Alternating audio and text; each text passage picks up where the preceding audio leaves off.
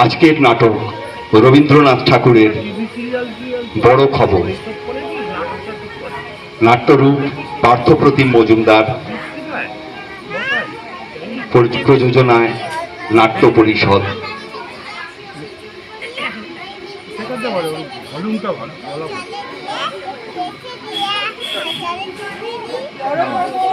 বড় খবর, বড় খবর।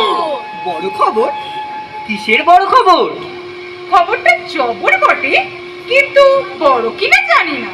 তবে তবে পায়ের সঙ্গে তারের বুঝি গোপন রেশারেশি, মনে মনে তর্ক করে তার সমাদর বেশি। উমা, তাই নাকি? সে আবার কি ওই পালে আর দাঁড়ে? তা ঝগড়া কেন?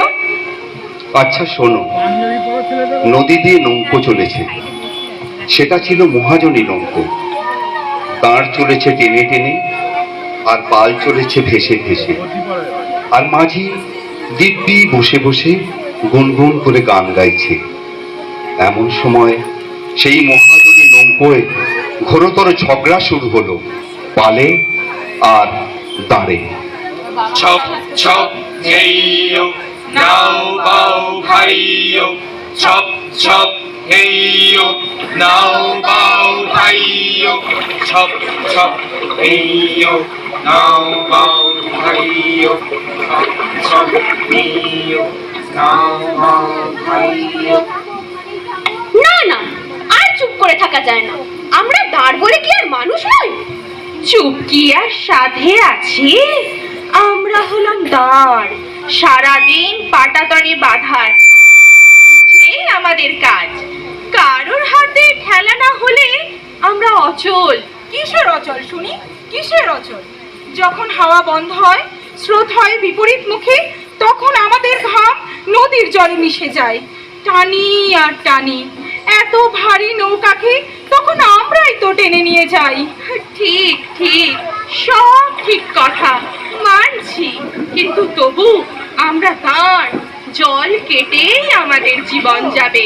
ওই অহংকারী পালের মতো আমরা তো আর ভুলতে পারি না, আর নৌকাটিকে তো ঘোর দৌড়ের মতো দৌড়ে নিয়ে যেতে পারি না।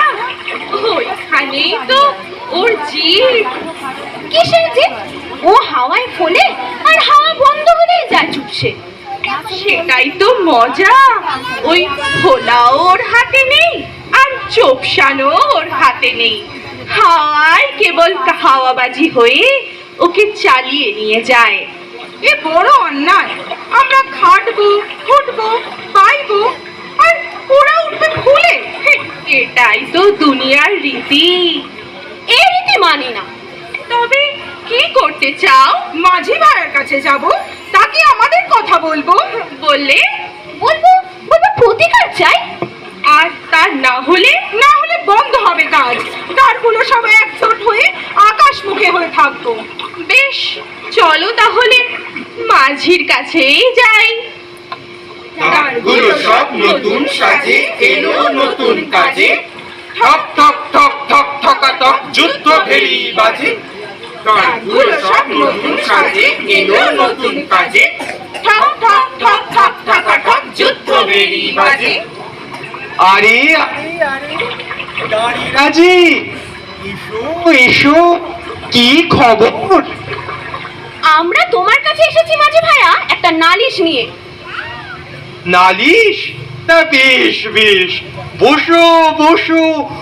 ও হো হো হো, বসবে কি করে? তোমরা দাঁড়েরা তো দাঁড়িয়ে ছাড়া থাকতে পারো না। নালিশটা তোমার ওই পালকে নিয়ে। পাল মশাই? তা সে কি করলো? পালের বড় অহংকার। অহংকার? তাই বুঝি? ও যারা একটু ফুলে ফেপে থাকে তাদের একটু অহংকার হয়েই থাকে। উনি নাকি বড় লোক, আর আমরা হলাম ছোট লোক। সে কি? কেন ছোট লোক কেন?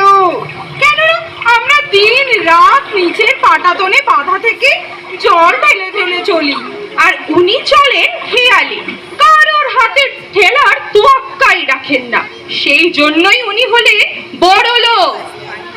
তুমি তুমি ঠিক করে দাও, কার কদর বেশি? আমরা যদি ছোট লোক হই তবে জোট বেঁধে কাজে ইস্তফা দেবো। দেখি তুমি নৌকা চালাও কি করে। আরে বসো বসো, খামোকা অত রাগ করার কি আছে? ওর কথায় কান দিও না ভাইয়ারা, নিতান্ত ফাঁপা ভাষায়ও কথা বলে থাকে। ভাষাটা যাই হোক, ক্ষতি নেই। ভাবটা কিন্তু দাম্ভিকে, যেন ওরা উপর তলায় থাকে বলে আমরা নিচের তলায় ওর সব কেনা গোলাম। কি যে বলো, তোমরা জোয়ানেরা সব মরিবাচি করে না খাটলে নৌকো একেবারে অচল। হ্যাঁ হ্যাঁ, অচল হয়ে যাবে সব, যদি না আমাদের মানি। দিন নেই রাত নেই, এই কাঠ কেটো শরীরটা দিয়ে আমরা যদি না বাইতাম, তাহলে তোমার নৌকো পড়ে থাকতো ওই কোনো বাঁকের মুখে, নয়তো কোনো চড়ায়। সে আর বলতে, এই পালির ফাঁকা বাবুয়ানা যত উপরের মহলে একটু ঝোড়ো হাওয়া দিয়েছে কি, উনি কাজ বন্ধ করে গুটি মেরে পড়ে থাকেন নৌকার চালের উপরে। তখন ফটফটানি সব বন্ধ, সারাই পাওয়া যায় না। আর এত সবের পরেও আমাদের বলে কিনা ছোট লোক। কে বলে তোমাদের ছোট লোক? সুখে দুঃখে বিপদে আপদে হাটে ঘাটে তোমরাই তো আমার ভরসা। এই নবাবীর বোঝাটা কি তখন তোমাদেরই তো টেনে বেড়াতে হয়। হ্যাঁ ঠিক ঠিক, নামাও, টেনে নামাও ওকে। বুঝিয়ে দাও ফুলিয়ে চলা আর ফাঁপিয়ে বলা, আর এসব চলবে না। আরে আরে আরে, টেনে নামাবি? নামাতে হয় আমি নামাবো। তাছাড়া তোমাদের পেছনে সব সময় 5 জন মাঝি খিদমত করছে, আর ওর বেলা এই একা বুড়ো ওর দেখভাল করি। তাহলেই বোঝো তোমাদের কদরটা কোথায়।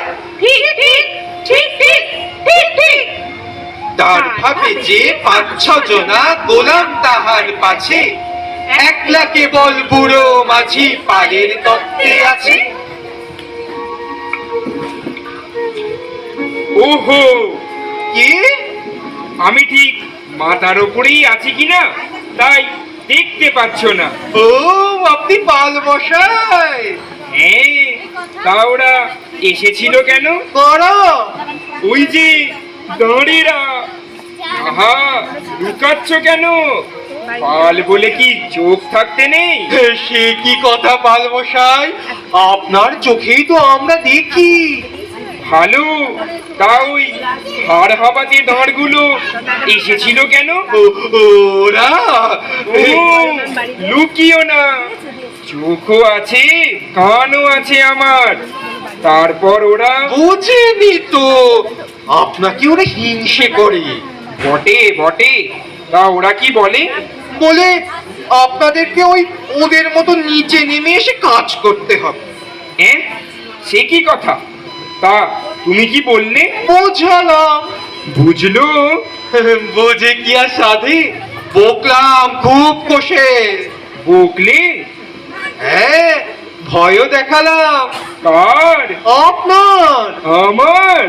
ভালো ভালো, ওই ভয় দেখিয়ে চুপ করিয়ে রাখা আমার ভীষণ পছন্দের। সেজন্যই তো আপনাকে এত ভক্তি করি। যাকগে, ওরা আর কিছু বলেনি তো? বলেছিল, বললে নৌকো নাকি ওরাই চালায়। নৌকা ওরা চালায়? নৌকা তো চালাই আমি। তুমি কিছু বললে না? আমি বললাম নৌকো চালানো সে তো মজুরের কাজ। আপনি চলেন আপন খুশিতে, আর ওই দাঁড় বেটারা আপনার ইশারায় পিছন থেকে পিছন পিছন চলে। বাহ বাহ, বেশ বলেছো।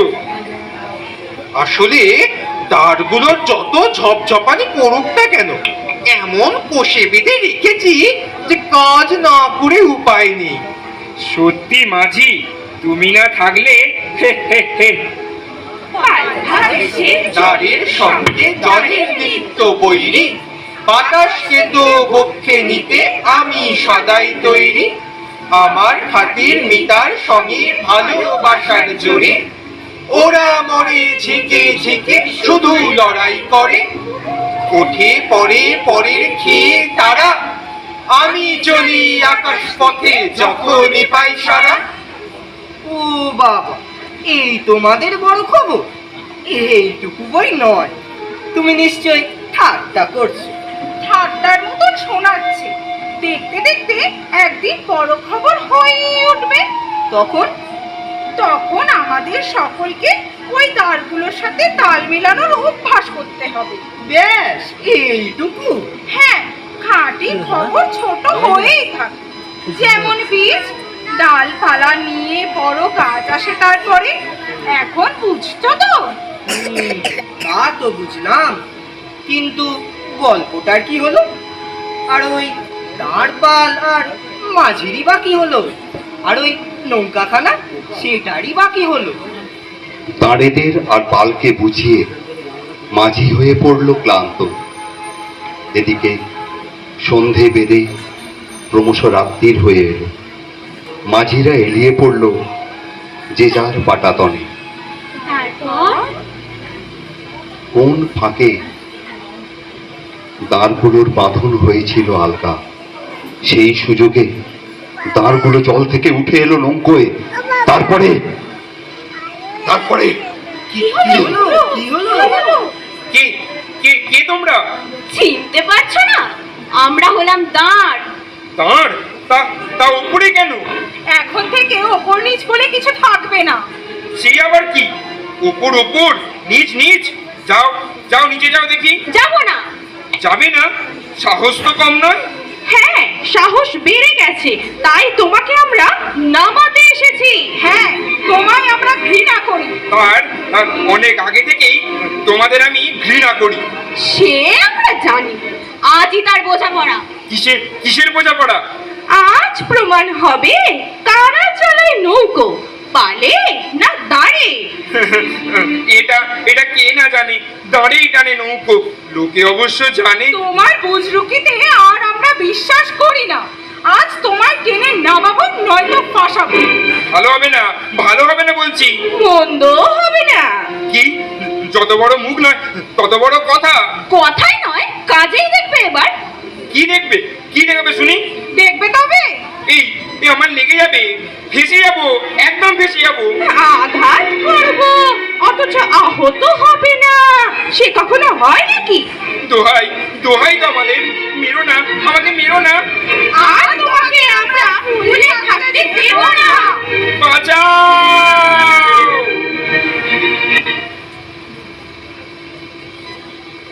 কিসের যেন চিৎকারে মাঝির ঘুম ভেঙে গেল। দেখলো সকাল হয়ে গেছে। সূর্যি মামা লাল জামা গায়ে দিয়ে কখন উঠে পড়েছেন। মৃদু মৃদু হাওয়ায় পাল গাল ফুলিয়ে চলেছে, আর গম্ভীর মুখে দাঁড়গুলো টেনে নিয়ে চলেছে নৌকাকে।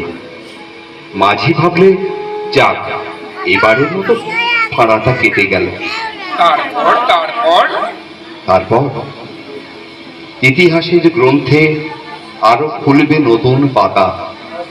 নতুন রাত্রির সূত্র ধরে হবে নতুন জীবন গাঁথা। যে হোক রাজা, যে হোক মন্ত্রী, কেউ রবে না, বইবে নদীর আনন্দের ধারা। জেলে ডিঙি চিরকালের নৌকা মহাজনী, উঠবে দাঁড়ের ধ্বনি। ছপ ছপ এইয়ো নাও বাও ভাইয়ো, ছপ ছপ এইয়ো নাও বাও ভাইয়ো, ছপ ছপ এইয়ো নাও বাও ভাইয়ো, ছপ ছপ দাঁড়ের আর পালের গল্প। নাও বাও ভাইয়ো, ছপ ছপ এইয়ো নাও বাও ভাইয়ো, ছপ ছপ এইয়ো নাও বাও ভাইয়ো। অসংখ্য ধন্যবাদ আপনাদের। আপনারা ধৈর্য ধরে এতক্ষণ শুনেছেন। একটু পরিচয় করিয়ে দিই যারা অভিনয় করলো। আমাদের নাটকে প্রযোজনা নাট্য পরিষদ, আমাদের একটি বৈদ্যপাড়ারই ছোট্ট দল। এতে আবাহ করেছে দীপাঞ্জন,